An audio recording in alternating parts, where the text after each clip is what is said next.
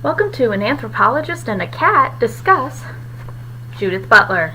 This of these videos is going to be a look at Butler's work, starting with gender trouble, and then looking at a couple analyses of that work, and then looking at Undoing Gender, which was published like 14 years after the initial publication of Gender Trouble.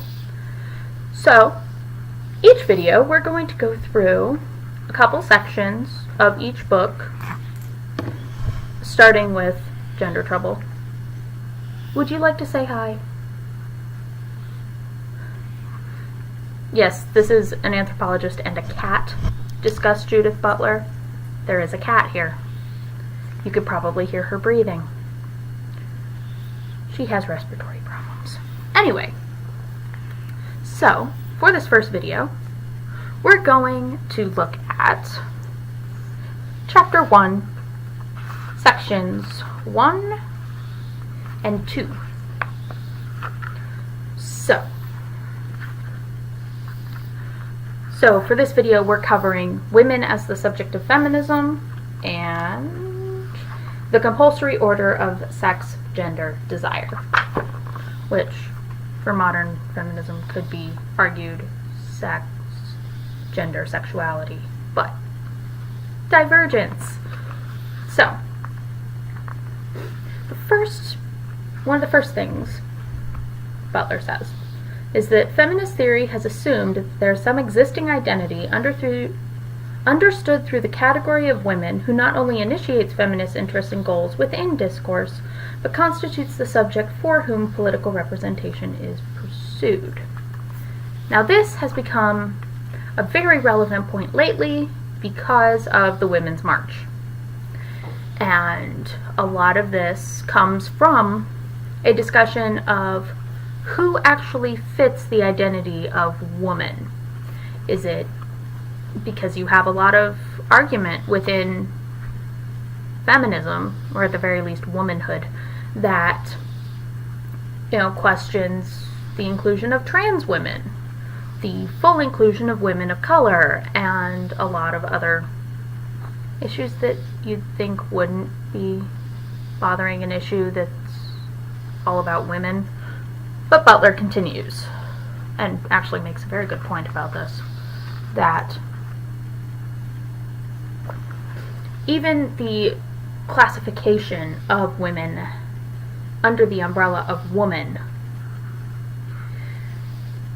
regulates us to the exact structure that we are trying to subvert. Because women as the subject of feminism is itself a discursive formation and effect of a given version of representational politics. We're trying to get representation in a political system that does not actually see us as viable entities. Hi. Mommy's busy. You want to jump up here and say hi? Come on. This is Sylvanis. She's the cat of the Anthropologist and the Cat Discuss Judith Butler. So, basically the note I made on this was women as the subject of feminism is created by the very exclusionary forces that work within the legal political structure. Because even now, it's 2017, you'd think we'd be past this. Women are still fighting for equal political and social existence. Never mind women of color and trans women, and especially trans women right now because of the whole bathroom issue that President Cheeto has brought back into the spotlight. That's something that definitely deserves more discussion. In fact, we may get there. That is brought up is that feminist theorizing brings in efforts to colonize and appropriate non-Western cultures to support Western notions of oppression. You can see this a lot Like when people bring in the Middle East as, an oppressive system for women, whereas, a lot of these countries actually, had women prime ministers or, presidents. We haven't even had a female vice president, let alone a president. And you also bring in the additional issue of, a third of their parliaments are women. I don't even think we have that in the U.S. system. And then this also leads to another issue of some feminists being like, oh, women who wear hijab are oppressed. Most of the women who wear the hijab do so out of choice. It's like, nuns choosing to be nuns. One could argue that the entire institution of the Catholic Church, or Christianity in general, is a patriarchal system that exists almost purely to,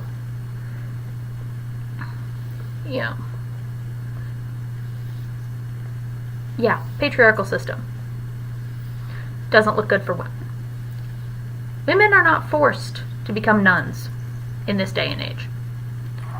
So, that is a choice that a woman makes in regards to her own religion, which there's a very good article regarding looking at the religious identity of women and adding it to the feminist discourse. I put the title and bibliographic entry for that article in the description. So, we're looking at that. And another point Butler makes is questioning whether there's some commonality among women that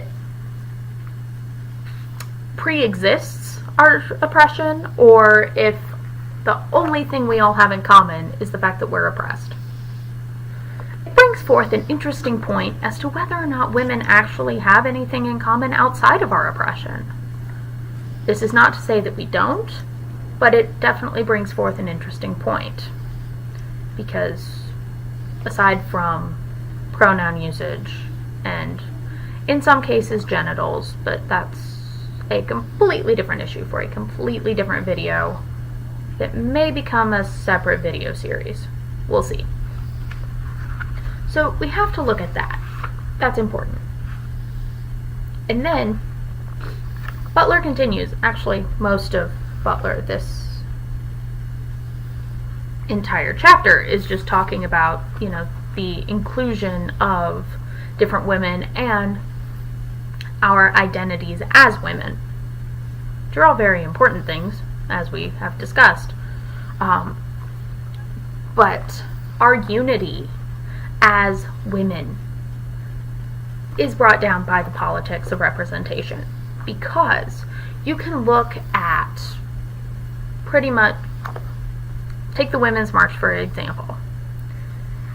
Representation was actually really decent at the Women's March, from what I read. I was unfortunately unable to be there myself.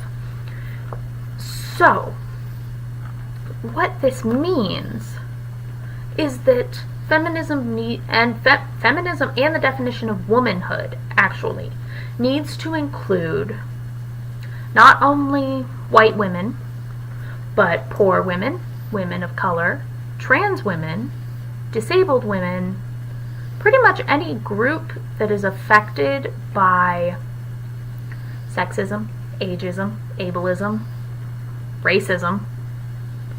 There's a lot of isms. These are all important isms.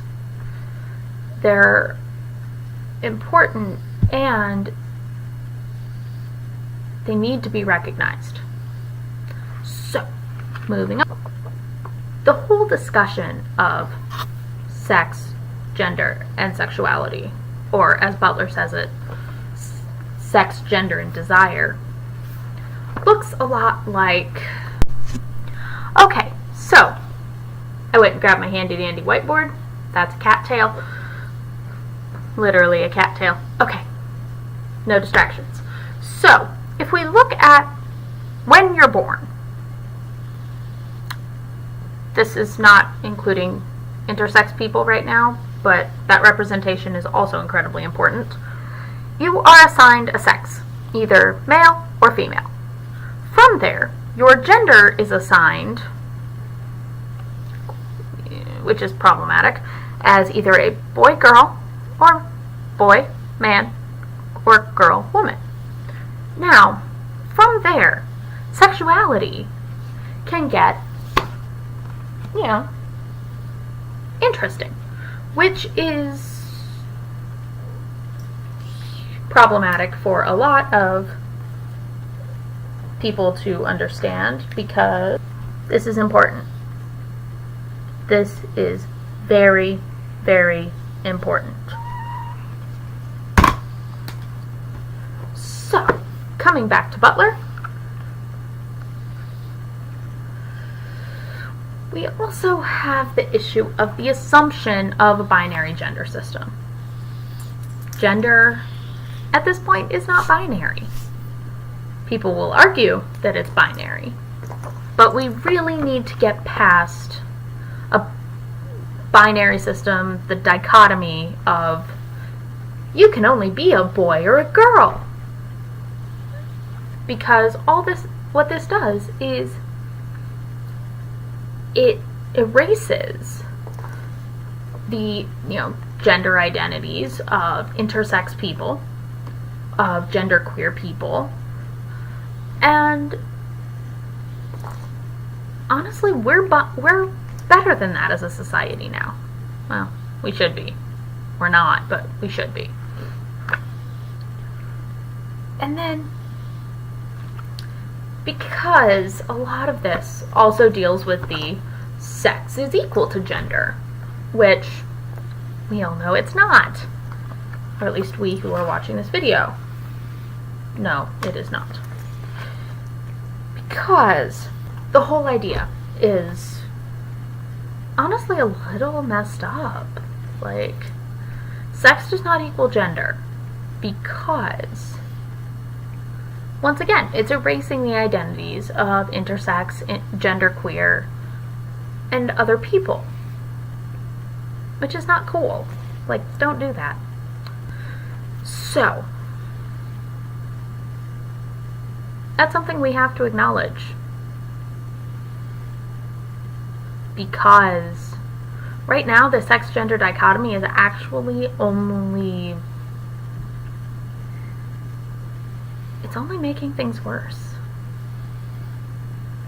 Okay, so that's going to be it for today's video. We'll see you again on Wednesday, where we discuss sections 3 and 4 of Chapter 1, which is Gender, the Circular Ruins of Contemporary Debate, and Theorizing the Binary, the Unitary, and Beyond. So, hopefully we'll see you on Wednesday,